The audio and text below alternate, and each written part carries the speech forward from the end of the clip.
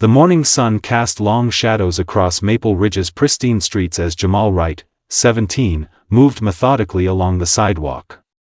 His orange vest reflected the early light, trash bag in one hand, picker in the other. Sweat beaded on his forehead despite the cool spring air. 3 hours into his community service project, and his bag was nearly full. Jamal checked his watch, 7:45 a.m. Most residents were still enjoying their Saturday morning sleep. Just 2 more blocks, he whispered to himself, scanning the perfectly manicured lawns of the affluent neighborhood. Each house told its own story of prosperity: 3-car garages, expansive porches, security systems blinking from every corner. Jamal spotted an empty soda can nestled against a storm drain and moved toward it. As he bent down to retrieve it, a police cruiser rolled silently to the curb beside him. "Hey! You there!" The officer's voice cut through the morning quiet like a knife. "What are you doing in this neighborhood?" Jamal straightened slowly, careful to keep his movements deliberate. "Good morning, officer. I'm with the Youth Community Action Program." "We're cleaning up, let me see some ID," interrupted the officer, stepping out of his vehicle. His name badge read Thompson. His hand rested casually on his holster. "Yes, sir." Jamal carefully set down his trash picker and reached for his wallet. "I have my program badge too," Officer Thompson tensed. "Hands where I can see them. Now." Confusion washed over Jamal's face. "Sir, I'm just getting my ID like you asked." In seconds, Jamal found himself pressed against the patrol car, cold metal handcuffs biting into his wrists, the bewildered faces of early rising neighbors appearing in windows and doorways. His protests about the community service program, the coordinator who could verify his story, the official vest he wore, all fell on deaf ears. "You're under arrest for suspicious activity and trespassing," Thompson declared, loud enough for the gathering onlookers to hear, as he guided Jamal into the back seat of the cruiser. Through the window, Jamal could see his trash bag and picker lying abandoned on the sidewalk, the morning's work scattered by a sudden breeze. Jamal came from a lineage of fighters. His grandmother had marched in Selma. His father, Marcus Wright, worked double shifts at the hospital as a respiratory therapist. His mother, Denise, taught 2nd grade at the local elementary school and volunteered at the community center on weekends. They had raised Jamal and his younger sister, Zora, to stand tall, work hard, and always give back. College applications were due in 3 months, and Jamal needed those 50 community service hours to qualify for the Baxter Foundation scholarship. A full ride to State University hung in the balance. His application essay about environmental justice in urban communities had already impressed the pre-selection committee. The cleanup project was the final piece. Every Saturday for 6 weeks, Jamal had risen before dawn, grabbed a quick breakfast, and caught the 6:15 a.m. bus across town to Maple Ridge. Never late. Never complained. Always documented his hours meticulously in the logbook that now sat in his backpack, the same backpack that Officer Thompson had tossed onto the front seat of his cruiser without a second glance. The police cruiser pulled away from the curb, leaving behind Jamal's trash collection equipment and a small crowd of curious onlookers. Inside, Officer Thompson radioed in. "Got a possible 10 to 31 in progress. Young male, suspicious behavior in Maple Ridge. Taking him in for questioning." Jamal leaned forward against his restraints. "Officer, please. There's been a mistake. I'm with the Youth Community Action Program. Check my vest. Call Ms. Rivera, she's the coordinator." Thompson's eyes flickered to the rearview mirror. "Sure, kid. Everyone's innocent.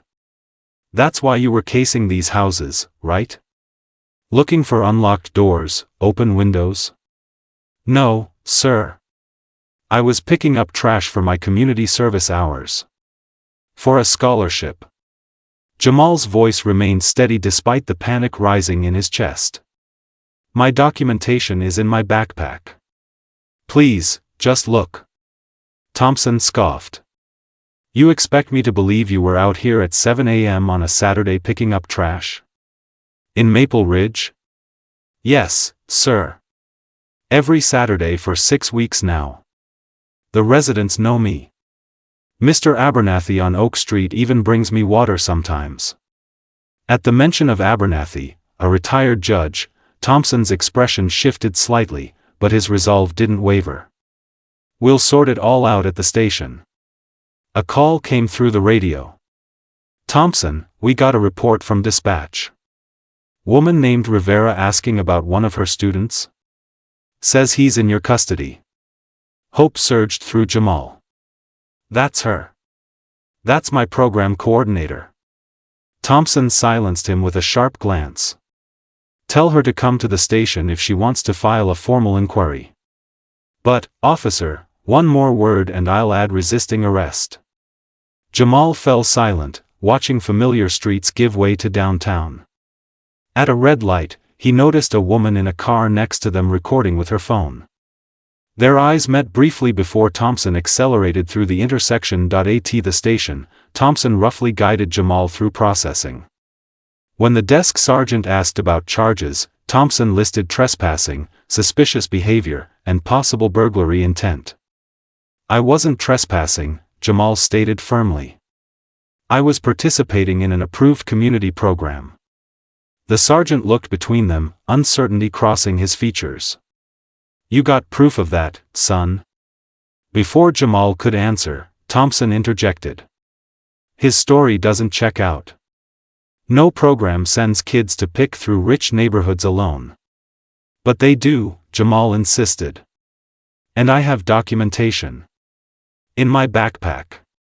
Thompson's jaw tightened. Book him. We'll sort it out later. By noon, the video had exploded across social media. 43 seconds of footage captured by Tanya Rodriguez, an early morning commuter, showed Jamal, clearly in a volunteer vest, being handcuffed next to his trash bag. The hashtag picking up trash while black trended nationwide within hours. Comments flooded in from across the country. This is my neighbor's son, wrote Mrs. Harris from 2 streets over. He's been cleaning our neighborhood for weeks. Model student. The Youth Community Action Program's phones rang incessantly. News vans assembled outside the police station where Director Carmen Rivera gave an impromptu press conference. Jamal Wright is one of our most dedicated volunteers, she declared, voice cracking with emotion. He has documentation, identification, and a clearly marked vest. There is no excuse for this arrest. Former recipients of Jamal's service stepped forward. Judge Abernathy called the police chief directly. I've been watching that young man work every Saturday morning. Diligent, respectful, purposeful. This arrest is unconscionable. By evening, hundreds gathered outside the station with signs, service is not suspicious, and, free Jamal now. Inside his holding cell, Jamal remained unaware of the movement building around him. He sat quietly, reciting his grandmother's words, justice moves slow sometimes, baby, but truth always finds a way to the light.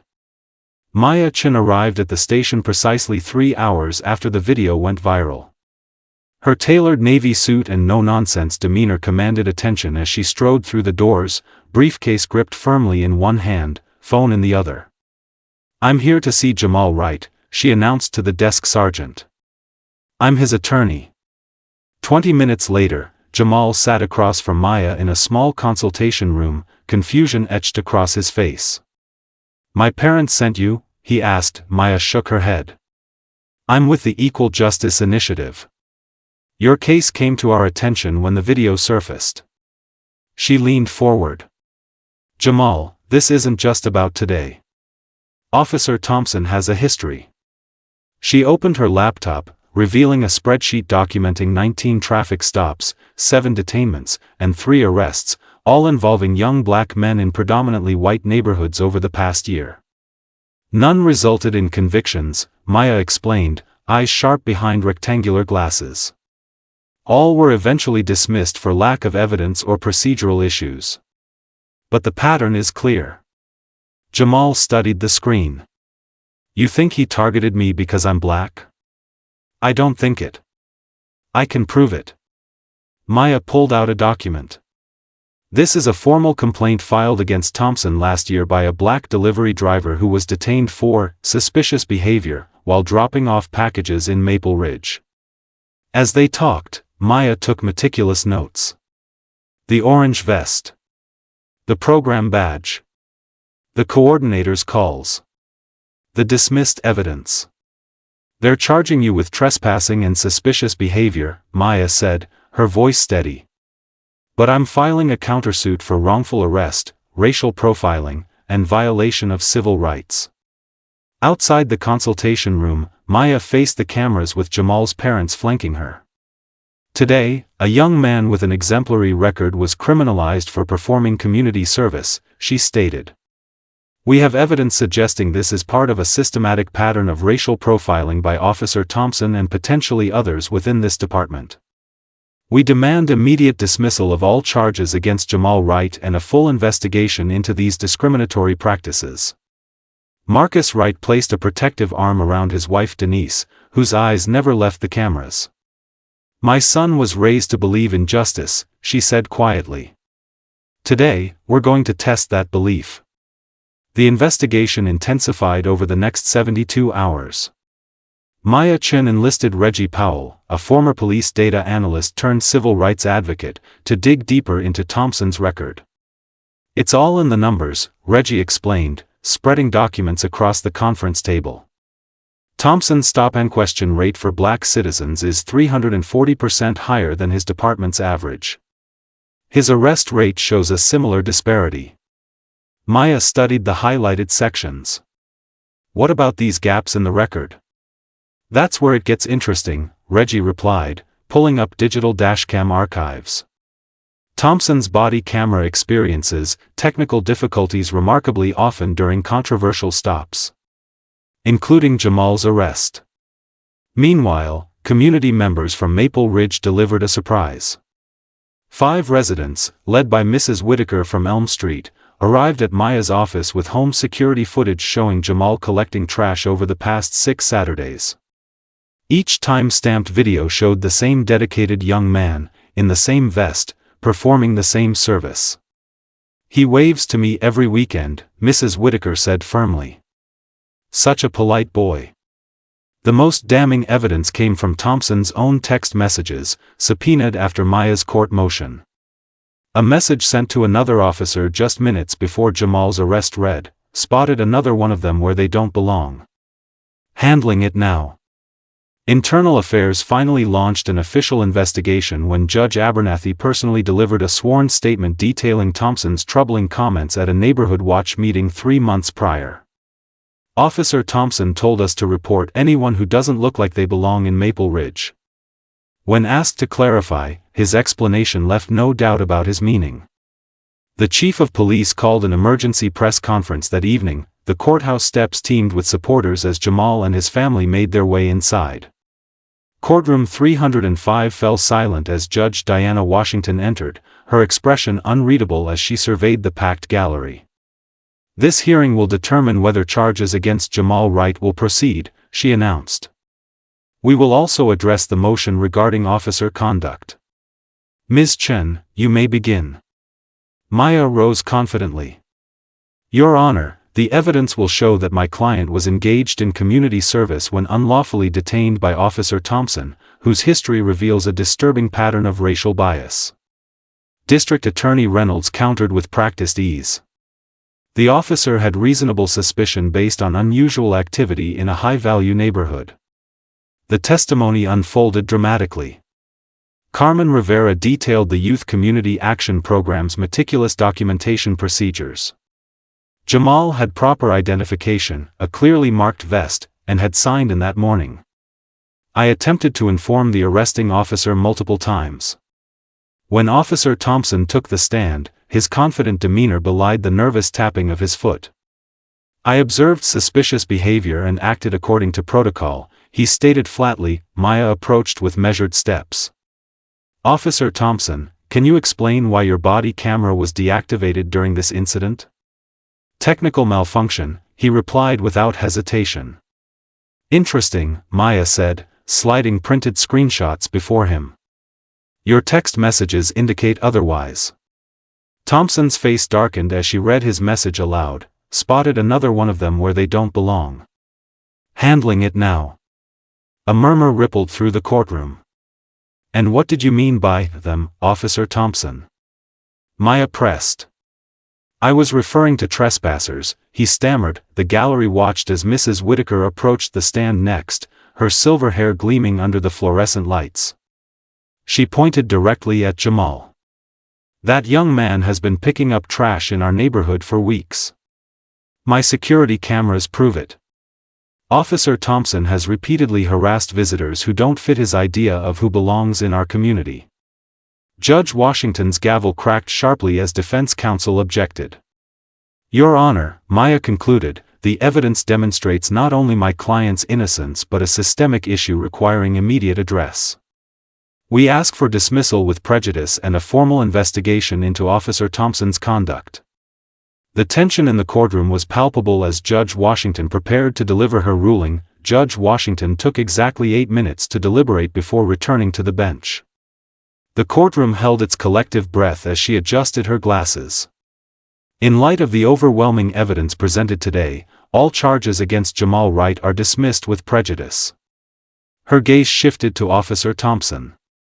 Furthermore, I am recommending an immediate internal affairs investigation into Officer Thompson's conduct, with administrative leave effective immediately. Applause erupted, quickly silenced by the gavel. Outside the courthouse, camera flashes illuminated the jubilant faces of Jamal's supporters. Mayor Santos approached the microphone set up on the steps. Today marks a beginning, not an end, she announced.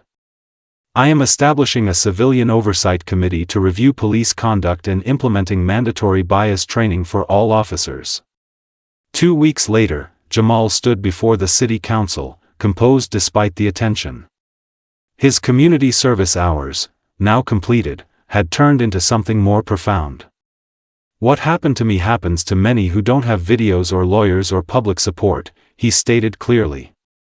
The Truth Collectors program I'm proposing would document these incidents systematically and ensure accountability. The council voted unanimously to fund the initiative. That same day, Jamal received his acceptance letter from State University with a full scholarship, not just from the Baxter Foundation, but an additional Justice Leadership Scholarship created in his honor. As Jamal and his family walked home from the celebration dinner, Marcus placed a hand on his son's shoulder. Your grandmother would be proud, he said softly. You didn't just pick up trash. You cleaned up something much bigger. Jamal nodded, watching the sunset paint the sky with possibility. This is just the beginning.